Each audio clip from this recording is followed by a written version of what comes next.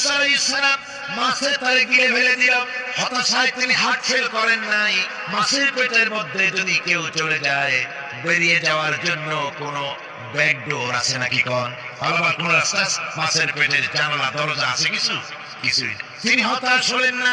মাছের পেটের ভেতরে বসে হযরত ইউনূস আলাইহিস সালাম বুক ভরা আশা নিয়ে আল্লাহর দরবারে তিনি ঘোষণা করলেন, লা ইলাহা ইল্লা আনতা সুবহানাকা ইন্নী কুনতু মিনাজ জালিমিন। পড়েন না সবাই, লা ইলাহা ইল্লা আনতা সুবহানাকা ইন্নী কুনতু মিনাজ জালিমিন। হযরত ইউনূস আলাইহিস সালাম বললেন, আল্লাহ তুমি ছাড়া কোনো ইলাহ নাই, তোমার পবিত্রতা ঘোষণা করছি, আমি জালিমদের অন্তর্ভুক্ত হয়ে গেছি। তিনি যখন চিল্লাচ্ছিলেন